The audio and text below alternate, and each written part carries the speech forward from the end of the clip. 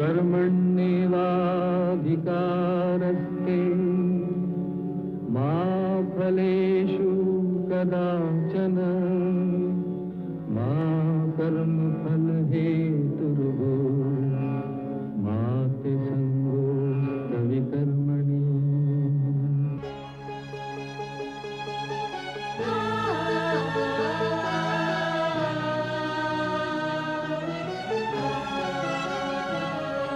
ये औरत है कुदरत का अनमोल तोहफा, ये ममता का सागर, मोहब्बत का दरिया है, हर नस्ल हर देश पर कर्ज इसका बनाया गया, त्याग को फर्ज इसका। मगर इसकी दुनिया ने कीमत न जानी, मगर इसकी दुनिया ने कीमत न जानी। अजब दास्तां है, अजब है कहानी।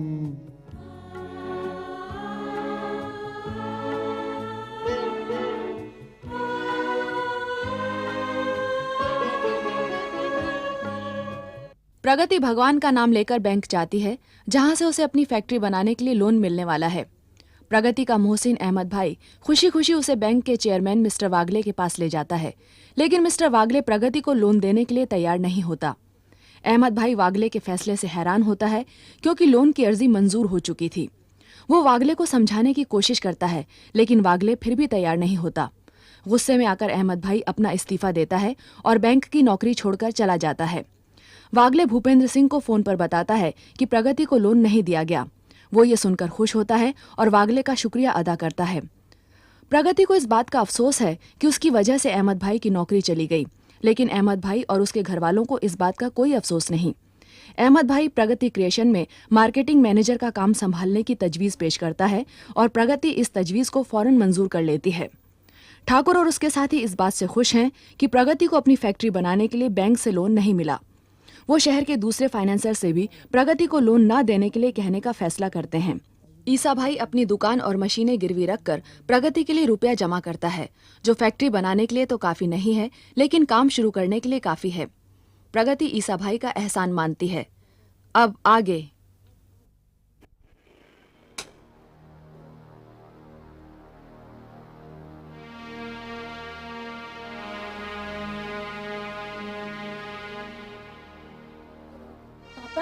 भाई अब बहुत इंतजार हो चुका, अब मैं और बर्दाश्त नहीं कर सकता। मोदी साहब, हुआ क्या है आखिर? अब होने में क्या कसर बाकी है? इतने दिनों से तुम्हें कहा है कि तुम्हारे अंकल और आंटी को मेरे पास भेज दो। मगर क्यों पापा? अरे भाई, शादी की तारीख पक्की करनी है। देखो मेरी बेटी शर्मा गई। अनिल, अब इस बारे में और देर नहीं होनी चाहिए। जी मोदी साहब, मैं कह दूंगा चाचा और चाची से। और वो राजेश अभी तक ड्यूटी पे नहीं आया, उसकी वजह से ऑफिस के काम का पूरा बोझ मेरे कंधे पर पड़ रहा है। दरअसल मोदी साहब, राजेश को मैंने ही सलाह दी थी कि वो घर पे कुछ दिन आराम कर ले। पापा, आप भी कमाल करते हैं। अनिल है कि राजेश से कहते हैं कि वो आराम करे, और आप है कि उन्हें कोलू के बैल की तरह फिर से काम पर लगाना चाहते हैं। मैंने वो कब कहा? वो जितने दिन चाहे आराम कर सकता है, मुझे कोई इतराज नहीं। वैसे मैं आज राजेश के घर जाऊंगा उसकी तबीयत का हाल पूछने। ये क्या पापा, आप अकेले जाएंगे? अरे नहीं नहीं, तुम चाहो तो तुम भी चलो मेरे साथ। मोदी साहब, मैं भी चलता हूँ आपके साथ। हाँ, आप मेरी तरफ से भी राजेश की खैरियत के बारे में पूछ लीजिएगा। अच्छा, सिर्फ तुम्हारी तरफ से या तुम्हारे तमाम दोस्तों की तरफ से भी खैरियत पूछ लूं? आप मेरी बात को मजाक में उड़ा रहे हैं? अरे भाई, तुमसे मजाक करके हमें क्या मरना है? गलती की मैंने, अब कभी आपसे राजेश के बारे में नहीं पूछूंगी। ओ राजेश, आओ आओ। नमस्ते मोदी साहब। नमस्ते। हेलो वीना। हेलो। बड़ी लंबी उम्र है तुम्हारी। अभी अभी मैं और तुम्हारी आंटी तुम्हारी बात कर रहे थे। खैर, तुम्हें डॉक्टर ने आराम करने को कहा था, तुम्हें यहाँ नहीं आना चाहिए था। ये क्या पापा, घर मेहमान से इस तरह बात की जाती है? अरे मैंने तो वही कहा जो अनिल कहने वाला था। खैर, मैं अपने अल्फाज वापस लेता हूँ। राजेश, वेलकम। आइए, बैठिए। बैठो। अब बताओ, कैसी तबीयत है तुम्हारी? मोदी साहब पहले से बहुत बेहतर। राजेश बाबू, ऑफिस की फिक्र मत कीजिएगा, सेहत आपकी ठीक हो जाए तब आप नौकरी ज्वाइन कर लीजिए। हाँ राजेश, मैं भी तुमको यही एडवाइस दूंगा। हाँ, मैं भी यही तो कहने वाला था। दरअसल मोदी साहब, मैं यहाँ किसी खास काम से आया हूँ। खास काम? कोई प्राइवेट बात है? नहीं नहीं, ऐसी कोई बात नहीं है मोदी साहब। तो फिर कह दो। प्रगति को तो आप जानते हैं। दुर्गा प्रसाद जी ने प्रगति क्रिएशंस के लिए प्रगति को एक प्लॉट दिया है। हाँ, ये सुना था मैं।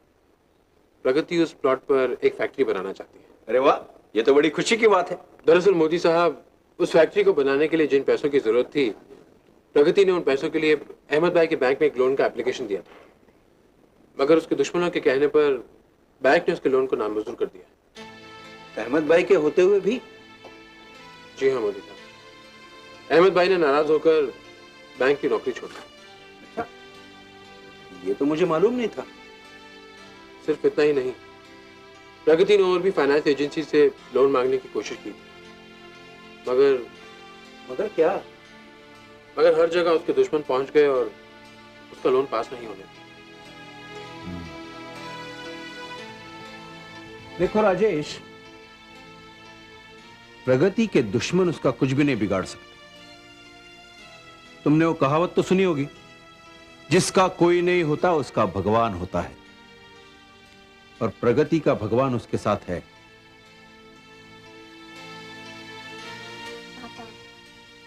क्यों, मैंने कुछ गलत कह दिया? राजेश, तुम क्यों खामोश हो गए?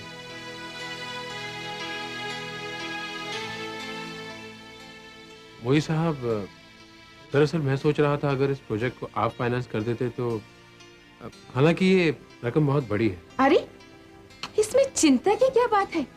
हमारे घर में कुबेर का खजाना जो है, दोनों हाथों से लुटा देंगे। ये क्या मम्मी, आप क्या कह रही हैं? लो, ठीक ही तो कह रही हूँ मैं। बिंदु, कुछ भी बोलने से पहले थोड़ा सोच लिया करो। अगर किसी को मेरा बोलना अच्छा नहीं लगता तो नहीं बोलूंगी।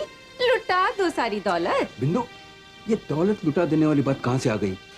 और वैसे भी मैंने कमाई ये दौलत, मैं चाहे लुटा दूं। कमाई चाहे आपने हो, लेकिन पति की दौलत पर पत्नी का भी अधिकार होता है। क्यों मीना बेटी, क्या मैं गलत कह रही हूँ? नहीं मम्मी, आपने सच कहा। अगर आप मीना बेटी के लिए सारी दौलत लुटा भी दे तो मैं एक शब्द भी नहीं कहूंगी। देखो बिंदु, मेरे लिए जैसी मीना है वैसी ही प्रगति है। लो, मान ना मान, मैं तेरा मेहमान। अरे मीना बेटी है आपकी, पूछ सकती हूँ प्रगति से क्या रिश्ता है आपका? मोदी साहब, नो राजेश, तुम्हारी आंटी ने बड़ा अच्छा सवाल किया है, कम से कम मुझे उसका सही जवाब तो देने दो। पूछो, क्या पूछना है? हाँ, ये बार बार पूछूंगी कि प्रगति से क्या रिश्ता है आपका। अब बताओ, मीना से तुम्हारा क्या रिश्ता है? अरे, बेटी है वो मेरी। तुमने जन्म दिया है उसे? जन्म नहीं दिया तो सुनो, मीना पहले मेरी बेटी थी, मैंने तुमसे शादी की और तुम्हें पत्नी बनाया, तो पति की बेटी पत्नी की बेटी हो गई। अब प्रगति से भी रिश्ता सुन लो। मीना मेरी बेटी है और राजेश उसका दोस्त, ऐसा दोस्त जिसके लिए मीना अपनी दौलत तो क्या, अपनी जान भी दे सकती। गलत कहा मैंने बेटी? नहीं डैडी, बिल्कुल सच कहा आपने। तो राजेश मीना का दोस्त है और प्रगति राजेश की दोस्त, ऐसी दोस्त जिसके लिए राजेश भी अपनी जान दे सकता है। गलत कहा मैंने? ये भी सच कहा आपने। तो राजेश मीना का दोस्त है और प्रगति राजेश की दोस्त है, इस नाते से प्रगति मीना की भी दोस्त होगी। और चूंकि मैं मीना का बाप हूं, मेरी बेटी की दोस्त मेरी बेटी के समान है। अब आया रिश्ता समझ में? ये रिश्तों की अटकलें, ये नाक को उल्टे हाथ से पकड़ना मेरी समझ में नहीं आया। बिंदु, ये रिश्ते अगर तुम्हें पहले समझ में आते तो ये बात तुम कभी नहीं कहती। और मैंने तुम्हें पहले भी कहा है और आज फिर से कह रहा हूं, मेरा बिजनेस और मेरी बेटी के मामले में अपना मुंह हमेशा बंद रखना। मुंह बंद, कान बंद और आंख भी बंद कर लूंगी। जो जी में आए वही करिए।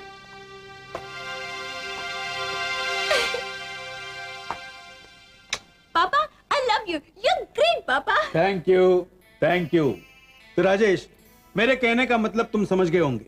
ये प्रपोजल मुझे मंजूर है, मैं इस प्रोजेक्ट को फाइनेंस करूंगा। तुम प्रगति बेटी को लेकर मेरे पास आ जाओ। मगर मोदी साहब। अरे राजेश, तुम भी किसकी बातों में आ गए? उसे तो तुम अच्छी तरह से जानते हो। बिना बेटी, तुम समझाओ राजेश को। राजेश बाबू, जैसा पापा कहते हैं वैसा ही कीजिए। आप प्रगति को लेकर पापा के पास आ जाइए और ये समझिए कि जो आपकी चिंता वही हमारी चिंता। क्यों पापा? हाँ, अरे इसमें तो कोई भी शक नहीं है। We are with you. अगर ये बात है मोदी साहब, तो ये खुशखबरी मैं जाकर अभी प्रगति को सुनाता हूँ। हाँ हाँ, लेकिन खुशखबरी सुनाते सुनाते वहीं पर मत रुक जाना, उसे यहाँ ले आना। अरे शर्मा गया। बेटा रंजीत, तू मोदी साहब के यहाँ नौकरी तो कर रहा है, मगर कोई बात नहीं बन रही है। तो बस अपनी नौकरी तक ही सीमित रह गया है। राजेश पे चोरी का इल्जाम तो लगा, मगर मोदी साहब खुद जाकर उसे मना ले, और इसका मतलब ये हुआ कि उसका पोजीशन उस घर में और ज्यादा अच्छी हो गई। माँ, मैं बहुत ज्यादा कंफ्यूज्ड हो गया हूँ। कोई ऐसी तरकीब मेरे हाथ में आ ही नहीं रही है जिससे कि मेरे दुश्मनों की पोजीशन खराब हो जाए और मेरी पोजीशन उस घर में स्ट्रांग हो जाए। आंटी। अरे बिंदु, तू कैसे याद आ गई हम गरीबों की? नहीं शालिनी, ऐसी कोई बात नहीं है। तो फिर क्या बात है कि तुम खबर ही नहीं लेती हमारी? अब तुझे क्या बताऊं शालिनी कि उस घर में क्या हो रहा है। अच्छा, इधर बैठ। अब बता, क्या हो रहा है? अनर्थ हो रहा है। और क्या? अनर्थ? क्या मतलब है तुम्हारा? देख शालिनी, मुझे समझ में नहीं आ रहा कि क्या जादू कर रखा है मीना पर उस अनिल और राजेश ने कि वो उनके लिए कुछ भी करने को तैयार है। तू साफ साफ बताएगी भी या सिर्फ पहेलियां ही बुझाती रहेगी? तुझे पता है ना कि मीना की शादी तो हो रही है अनिल से, पर राजेश से जो उसका संबंध है वो मेरी समझ में नहीं आया। बिंदु, आजकल ये मॉडर्न लड़कियां हैं ना, वो प्यार तो करती हैं किसी और से और शादी करती हैं किसी और से, और प्यार भी ऐसा कि वो उसके लिए अपना सब कुछ लुटाने को तैयार है। क्या कह रही है तू? मैं नहीं कह रही, मेरे पतिदेव कह रहे थे। मोदी साहब ने क्या कहा? बेटा रंजीत, कल राजेश आया था हमारे घर। पता है, प्रगति नाम की किसी लड़की से वो प्यार करने लगा है। ओह, जानता हूं उसे अच्छी तरीके से। माँ, ये प्रगति ठाकुर साहब के गांव की रहने वाली है। अब वो फैक्ट्री लगाने जा रही है। इसके लिए उसने एक बैंक से लोन मांगा था, मगर राजेश का कहना है कि उसके दुश्मनों ने प्रगति का ये काम नहीं होने दिया। अब राजेश के कहने पर मोदी साहब उसे फाइनेंस दे रहे हैं।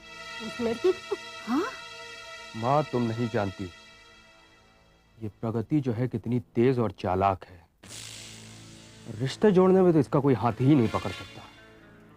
शालिनी, ये मामला हजारों का नहीं लाखों का है।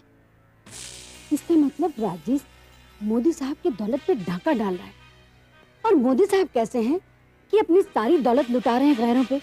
तुम उनको कुछ नहीं कहती? अरे उस घर में मेरी बात कौन सुनता है?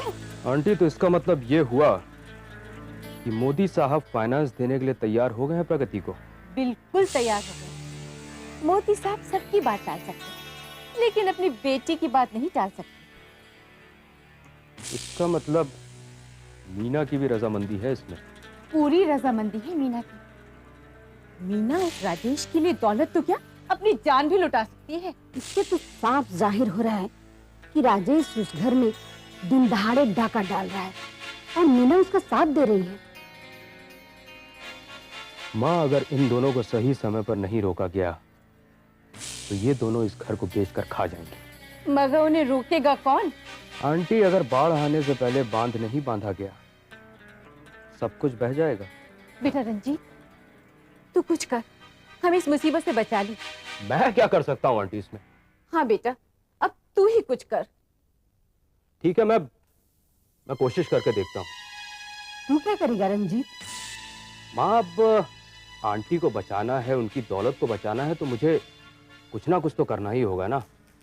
हाँ बेटा, ऐसे समय में बिंदु के काम हम नहीं आएंगे तो भला कौन आएगा? अच्छा माँ, मैं चलता हूँ। तो कितनी खुश नसीब है कि रंजीत जैसा होनहार बेटा है तेरा। और मुझे देख, मैं कितनी बदकिस्मत हूँ। ना तो मैं मोदी साहब की पत्नी ही बन सकी, ना ही मीना की माँ बन सकी। शालिनी, तूने आज तक उस घर में अपनी जगह नहीं बना पाई। तू हमेशा अपने आप को मोदी साहब की दूसरी बीबी और मीना की सौतेली माँ समझती रही। हाँ, ये गलती तो की मैंने। चल कोई बात नहीं, गलती हो गई सो हो गई, अभी भी वक्त है, सुधार ले।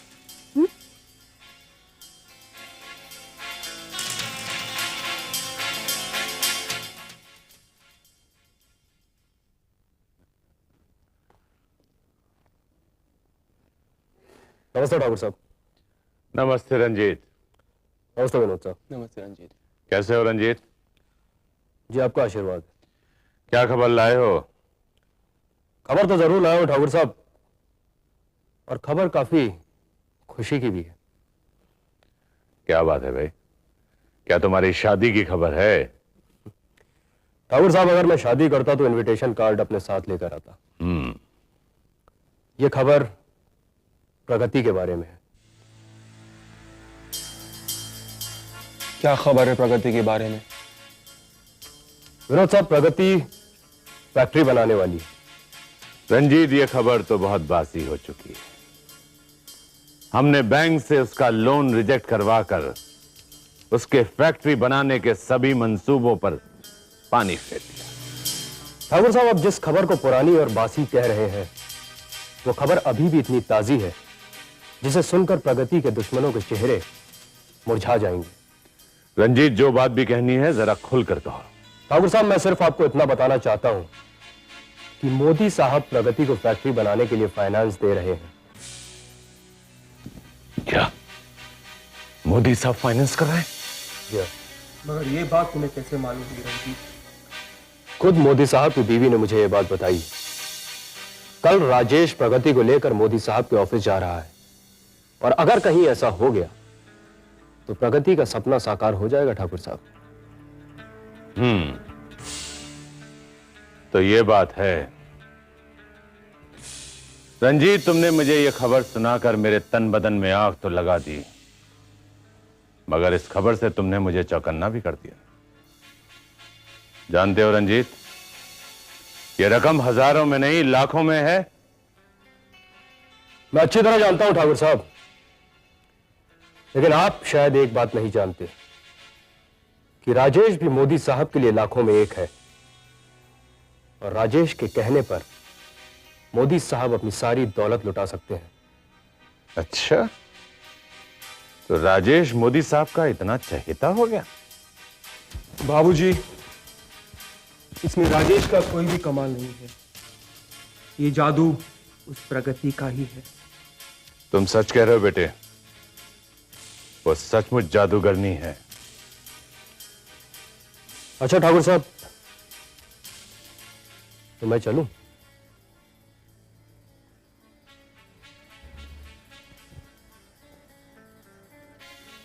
रंजीत, इसी तरह समय समय पर हमें खबर पहुंचाते रहा करो।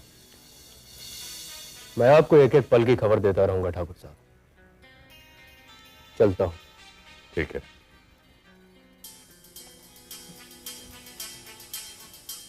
बाबूजी, प्रगति की फैक्ट्री बन जाने के बाद उसकी हैसियत हमारे बराबर की ना सही, मगर वो हमारे सामने आने के लायक तो हो जाएगी।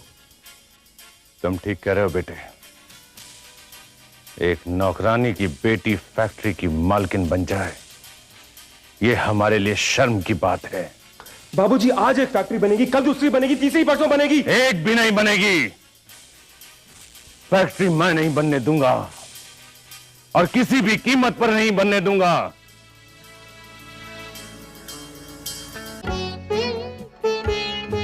है दुनिया में इंसाफ की ये निशानी, अजब दास्तां है, अजब है कहानी।